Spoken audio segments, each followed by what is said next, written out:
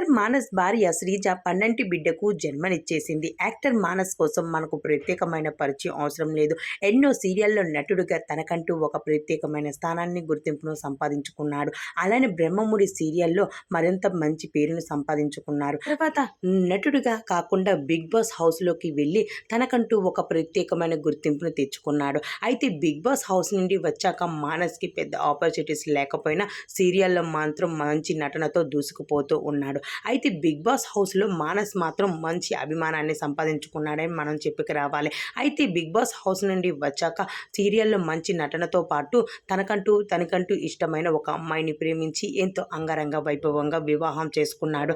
ఆ వివాహానికి సంబంధించిన బ్యూటిఫుల్ పిక్స్ అయితే సోషల్ మీడియాలో బాగా వైరల్ అయ్యాయి.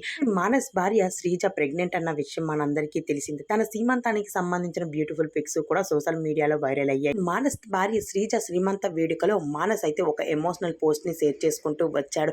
మానస్ నాగులపల్లి వచ్చేస్తున్నారు అంటూ.